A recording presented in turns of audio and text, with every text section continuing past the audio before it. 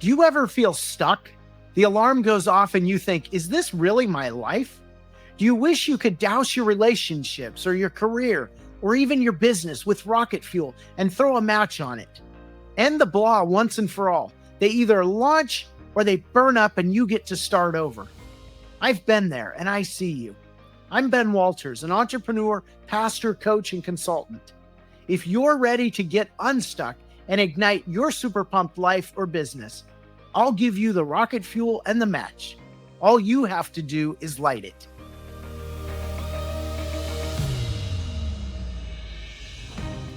Are you the assistant manager of a store or a restaurant or a hotel or a site? Or are you an assistant coach or perhaps an assistant principal? Maybe you're an SVP or an executive director or a COO or a CFO. If you have people below you reporting to you and people above you telling you what to do and giving you your marching orders, this 4-part series is for you. Right now, you're walking a tightrope between prodigious possibilities and precarious peril. I want to help you get to the top, not fall off the rope and feel your career smashed to the ground. Last week in episode 18, I talked about my neighbor JD and his high-profile vice position and how so many of you are out there in the vice, squeezed from above, squeezed from below. And I provided you with a 5-part framework to evaluate that job, to see why maybe it's not as fulfilling as you would like it to be. And I heard a lot of good feedback about that. But I also heard from a lot of you that said, man, that's great, Ben, to give me kind of the 30,000-foot view of this as if I have time to just sit back and reflect about my job. And many of you said, I am so squeezed right now, so stressed out, so just pushed from all ends that I don't have time for that. I've got to figure out right now, here and now, how to navigate the day-to-day of my middle job. And you feel stuck, you feel powerless, you feel like you're just so much in the weeds and all this pressure, not only in your job, but also outside of your job to pay your mortgage or pay your rent and make your car payment so that doesn't get repoed, and just kind of all these things that are coming down, relationships. And so I thought, you know what, you're right. And so let's get in the weeds in these middle management jobs. Let's talk about kind of what's going on, because so often we're so fixated on just the day-to-day, moment-to-moment, that we're not seeing kind of all the pressures that are squeezing us. And I think the more we can understand what's going on with us and with the wider kind of economic and work landscape, the better equipped we're going to be to do that. And so I've created a 4-part middle management series for you to understand these exact forces that are squeezing you, how to navigate the landmines that you're facing, and how to ultimately climb from the top. I don't want you to be stuck. So I encourage you, I am pumped about this. Just give me the next 4 episodes. Take it a listen. Listen on your way home from work, or, while you're working out, or whatever that is, gardening, cooking dinner. Just give this a listen. I guarantee you are going to get so much out of this. You're going to feel like you're gaining the control back about your life, and you're going to begin to get super pumped about what possibilities are out there. So today I want to look at 4 reasons why your middle position is precarious, why you feel just that underlying peril. But I want to give you also 2 reasons, because I don't want to just be negative here, of why you should feel hopeful about the future and the possibilities that it holds. In subsequent episodes, the 2nd, 3rd, and 4th episode of this series, I'll share best practices for improving your odds for success. How do you interact with the people above you? What are the mistakes you don't want to make? And what are the things you can do to position yourself well? And then how do you position yourself with your subordinates? How do you interact with those who are your direct reports? How do you get the most out of your teams? And then finally, I'll get into that last piece of how do you hit the sweet spot in your job? How do you do your job in a way that goes beyond just checking off the boxes and your duties on your job description and makes you stand out from all the other middle managers that are also looking to move up? So the first thing I think is always important is to get real. Kind of, where are we at? Let's take stock of this. And the reality is, being in the middle of an organization stinks. You're paid just enough that you have to care, and care a lot, but you have so many headaches and hassles and stress. but not enough to make it worthwhile. You're not paid all that well, let's be honest.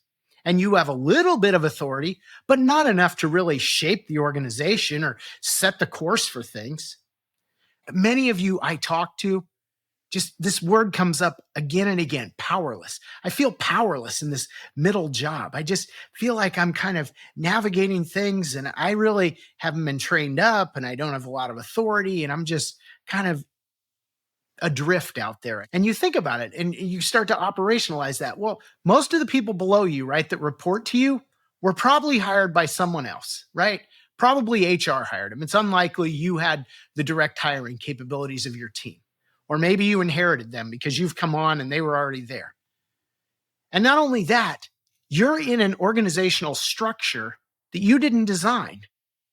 And yet all this structure you're stuck with and the people you're stuck with, they determine your performance. They are your measuring stick. And yet you don't control their pay. You don't control their incentives. You don't hire them, all of that. But ultimately, you're somehow responsible for their performance. And so you have to care about this. And not only that, you have to care and stress about work beyond working hours. But those people under you, boy, it's a little bit envious of their position because they clock in and they clock out. They go to the lake or they do whatever, watch TV, go for a run at the end of the night, and they don't give another thought to their dishwashing job or their front desk job or their cleaning job or whatever their job is, because that's your job to care about that. So they can leave it behind.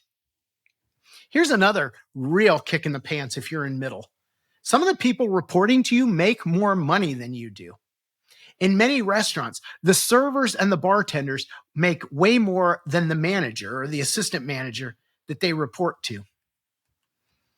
I was talking to one friend of mine, and he's an assistant manager at a restaurant. And he was telling me, he said, it sucks that the server and the bartender, I know they make more. When they have a good night of tips, they make way more than me. But he said the real kick in the pants was, he said, we were having trouble as an organization getting bus people to clear the table and reset it with the silverware and the glass and all that. And he said, so my boss decided we were going to go to a temp service and hire a busser. And he said the kick in the pants was that busser came in and was paid a higher hourly wage than I was being paid. And he said that was the last straw. He was like, I can't do it. I can't have a busser off the street with zero skills who has no stress about this job. They come in, they throw the stuff in a bus tub, they bring it back to the dishwasher. And at the end of the night, after repeating that for a few hours, they go home. Meanwhile, I'm trying to make budgets and motivate people and cover with people who called off for the 10th time, but HR won't let me fire them and continues to saddle me with them. He's like, I'd had enough. And so he walked away. And he was a really good manager. And it kind of speaks to this just general situation where you just feel disrespected in many of these situations. In many hotels, you think about the assistant general manager, right? In many hotels, the entire sales department makes more than them. And most department heads make more than them. So the department head who's over housekeeping or front desk, they're making more than the assistant manager. And yet theoretically, right, the assistant GM is second in command. That's not really the case, though. We all know that. So nobody wants to dwell too long in the middle. It is a precarious place. And your goal should be to make it through that as quickly and safely as possible. So in this series, I want to give you the framework and the tips to stop being powerless and take control of your future. I want you to be aware of the headwinds you're facing and help you lean into them. So let's start by exploring the 4 reasons why the middle is perilous. First, at the macro level right now in the current economy, companies are actively cutting middle positions to save money and to position themselves for an economic downturn. According to Sean Cole, a founding partner and executive search consulting firm Cowen Partners, the middle management, the VP levels, those ranks are gutted right now.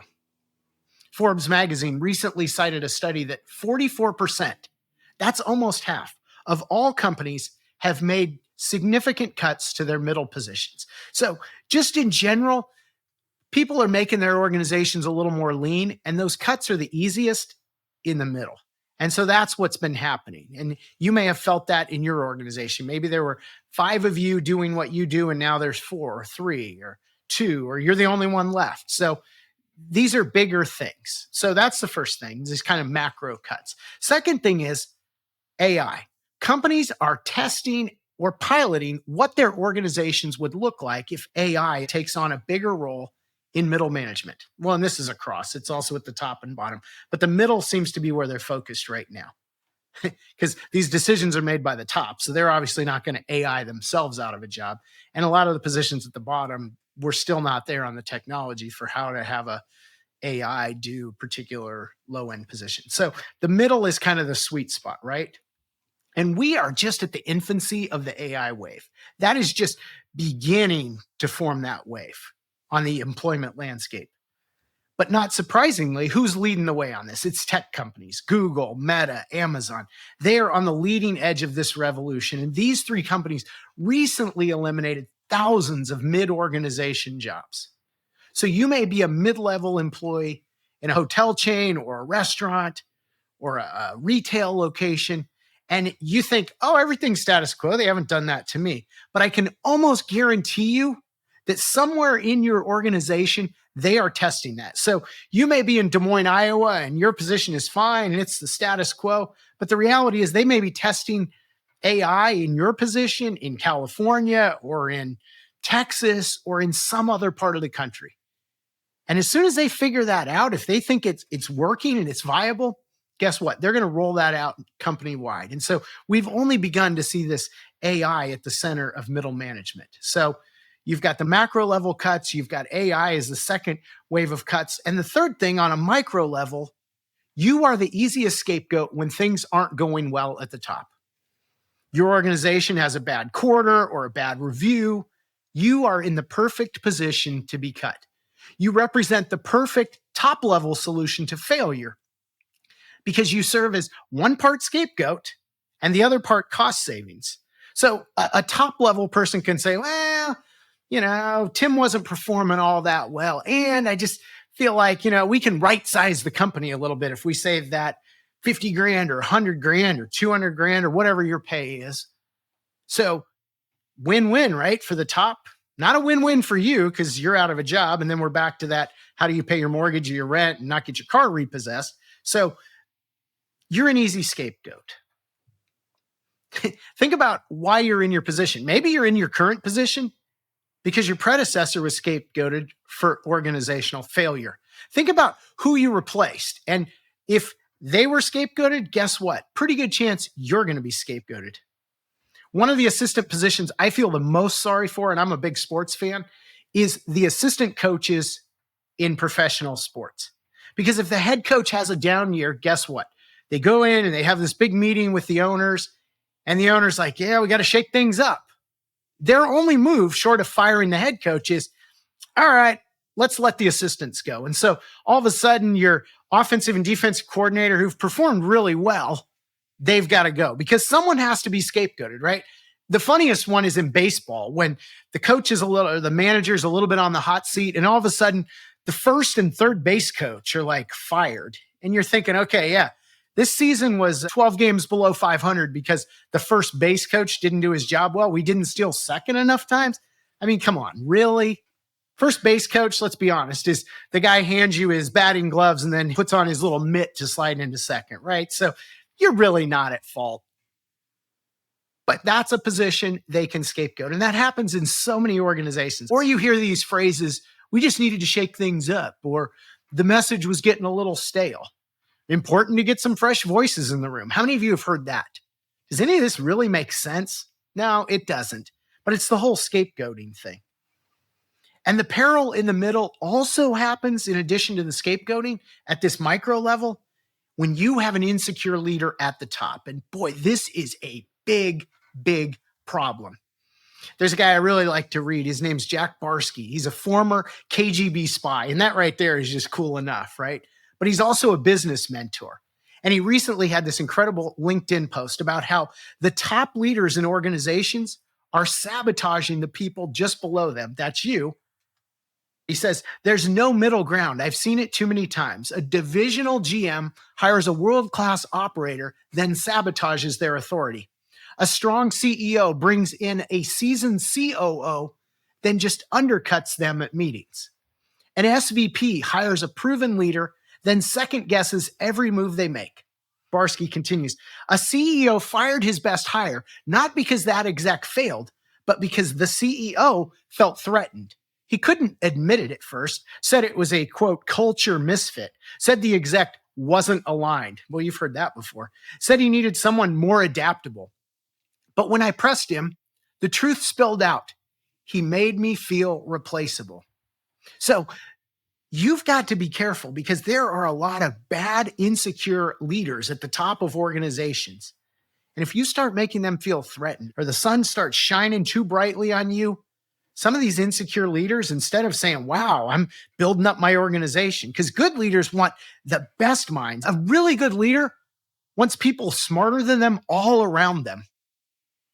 But a lot of people, a lot of leaders aren't that secure. And so as soon as you start shining too brightly, they cut you loose. So at the micro level, you have got to be careful because you're just this prime target to scapegoat top level inefficiency and failure. And you're also on a personal level, you can be perceived as a threat. So that's a huge landmine for so many people in the middle.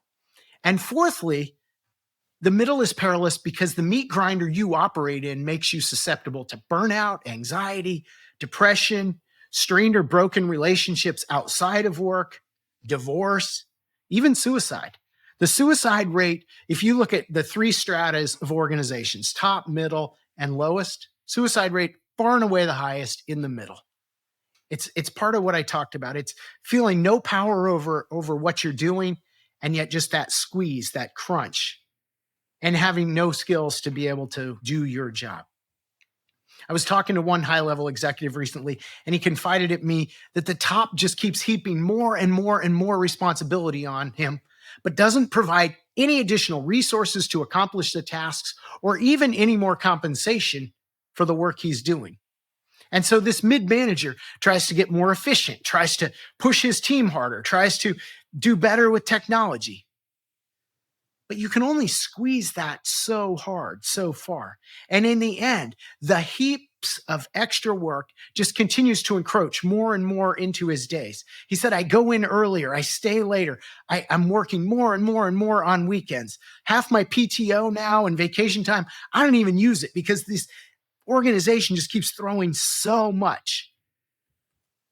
Here's the reality. At some point, we are human. At some point, something has to give. At some point, something will break.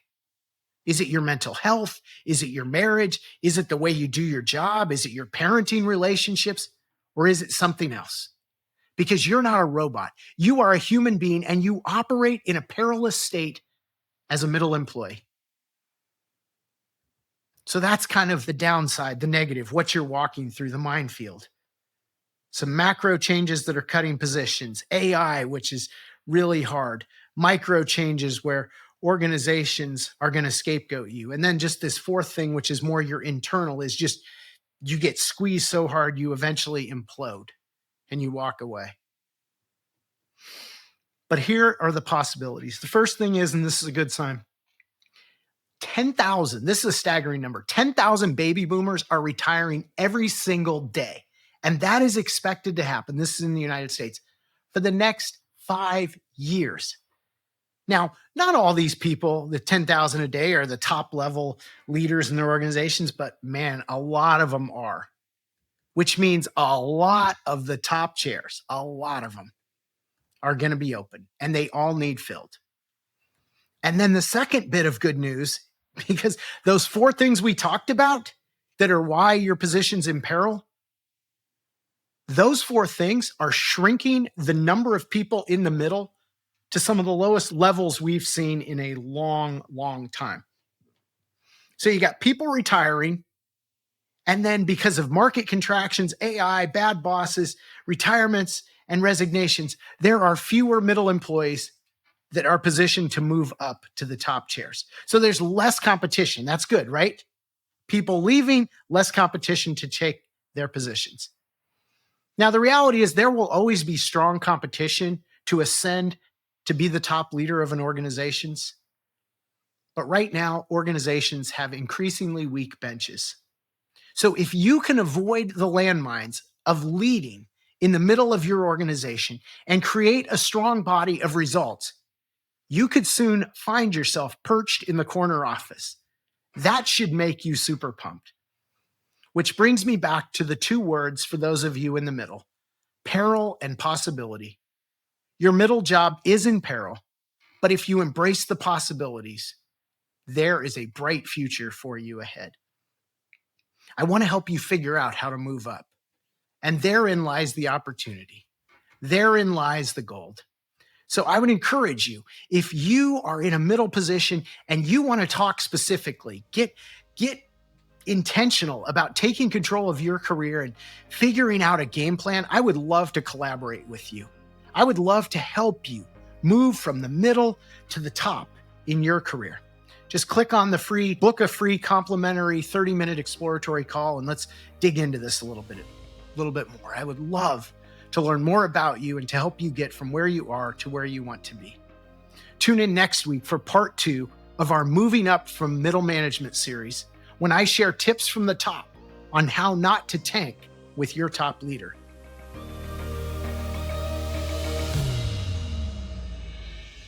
Thanks for joining me today on the Super Pumped podcast. If you enjoyed today's show as much as I did, I have 3 quick next steps for you. First, subscribe on Apple Podcasts, Spotify, or YouTube to make sure you don't miss future episodes.